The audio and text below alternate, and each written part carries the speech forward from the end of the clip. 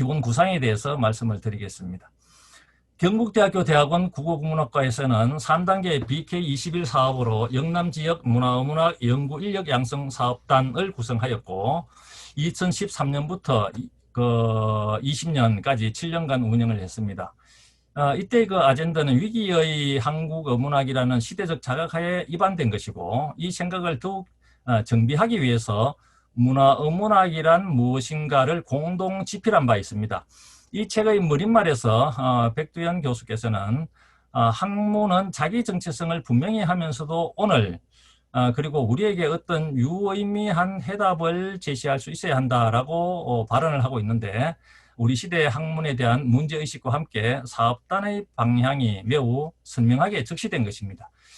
당시 우리는 어문학 연구의 새로운 길을 찾기 위해서 전문성과 대중성 사이에서 학문적 좌표를 설정하고 깊이와 넓이를 동시에 추구하는 O자형과 U자형을 넘어서 이 둘의 합체인 공자형 지식 모델의 종착점이 있음을 분명히 했습니다.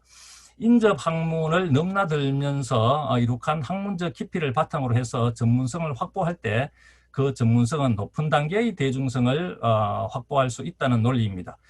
전문성을 확보하지 못한 단계의 낮은 단계의 소통은 경쟁과 함께 상생을 추구하는 현대적 존재 방식에 부합되지 않을 뿐만 아니라 미래의 학문 발전에도 전혀 도움이 되지 않기 때문입니다.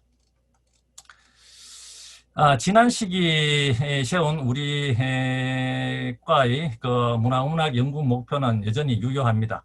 텍스트 중심주의 연구의 한계 극복, 미시사적 접근을 통한 생활문화의 발견, 융합적, 탈경계적 관점의 확립, 실용주의적 연구의 실현, 지역 문화의 재발견과 세계화. 이 지난번에 우리 계획서에도 있고 그 다음에 문화문학이란 무엇인가 이 책에도 나와 있는 거죠. 분과학문에서 이룩한 성과를 바탕으로 하되 이를 훨씬 뛰어넘어 대중과 함께하는 학문. 이를 우리는 활학이라고 부르고자 했습니다. 이 활학은 어문학적 고유성을 고립적으로 이해하는 것이라기보다 주변의 관련 학문과 일정하게 연대하면서 우리말과 한국 문학의 독자성을 생활 속에서 찾는 실용적인 학문이자 실천적인 학문입니다. 활학은 고유성을 지니고 있기 때문에 주체적이고 주변 학문과 연대하기 때문에 개방적입니다. 이것을 주체적 개방성 이렇게 이야기할 수 있는데 서구적 근대성과 그것에 근거한 발전론이라는 이 서구 중심주의의 문화론에 비판적 자세를 취합니다. 그러나 어문학에 바탕한 문화론적 연구가 자신이 사는 지역을 중심에 두면서도 그 확장적 측면에서는 서구적인 것으로 전유될 수가 있습니다. 여기에서 우리가 가장 경계할 요소는 바로 자민족 중심의 폐쇄성입니다.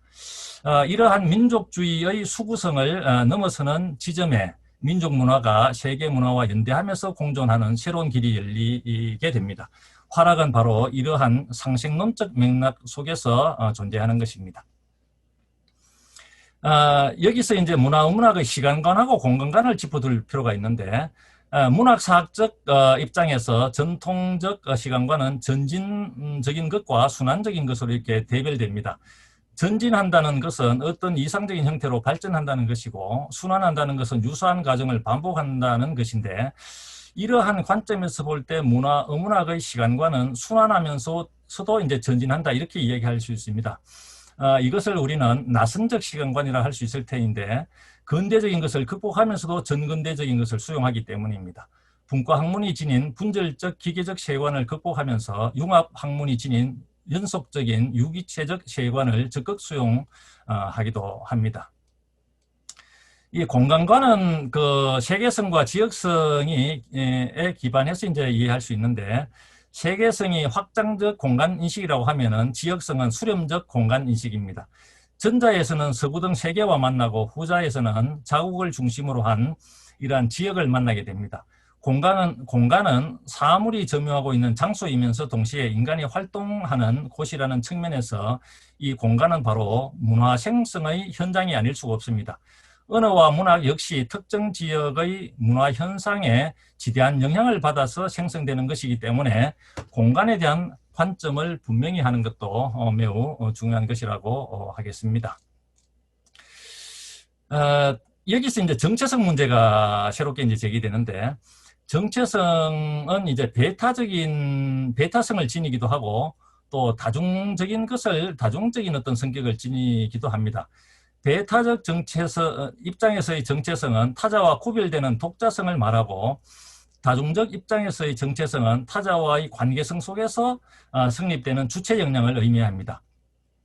이것은 그 범위에 따라서 개인적인 것일 수도 있고 또 집단적인 것일 수도 있습니다. 이 배타적 정체성은 근본주의로 경화되기가 쉽고 이 다중적 정체성이 주체의 상실로 표류할 수도 있지만 대체로 이 둘은 일정한 관계를 형성하면서 개인과 집단의 정체성을 밝히는 데 도움이 됩니다.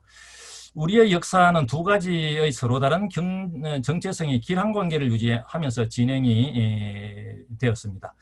채치원의 날랑기 서에서 보듯이 고대 한민족은 풍류도라고 하는 이름으로 유불도 회통의 다중적 정체성을 지니고 있었죠. 그러나 김부식의 삼국사기는 유교적 세계관에 입각해서 기자조선 중심의 배타적 정체성을 확립합니다.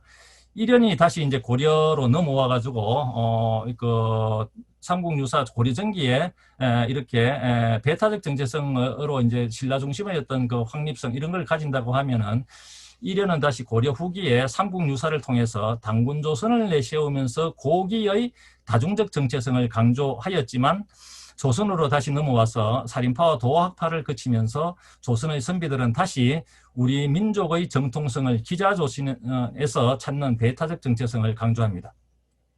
이처럼 우리는 당군과 기자를 중심으로 해서 한 이러한 정통성 논쟁을 끊임없이 해왔고 이것은 독립운동 공간에서도 반복해서 이제 표출되었습니다. 천도교와 기독교를 중심으로 한 3.1운동이 다중적 정체성에 입각한 민족운동이었다면 유학자들이 이제 중심이 된 파리장서 운동은 배타적 정체성에 입각한 민족운동이었기 때문입니다. 그렇다면 문화의 사상적 기반은 여기서 어디에 두어야 할 것인가라고 하는 이러한 어떤 문제가 발생하는데 구삼국사, 그 다음에 삼국유사 3.1운동이 갖는 역사적 맥락을 재인식할 필요가 있습니다. 민족 고유의 다중적 정체성을 확보하면서도 새로운 시대의 비전을 확실하게 보여줄 수 있어야 하기 때문인데요. 기술과 정보에 기반한 현대사회가 중층적이고 또 복합적인 문화로 구성되고 있는 상황을 고려할 때 미래를 향한 교육의 어떤 비전은 오히려 우리의 전통적 세계 인식에서 찾을 수가 있습니다. 즉 세계화 시대는 한편으로 문화적 다양성을 포용하면서도 다른 한편으로는 공동체의 통합에 기여할 수 있는 새로운 어떤 정체성이 요청된다는 것입니다. 다중적 정체성이 바로 이것이라고 생각을 합니다.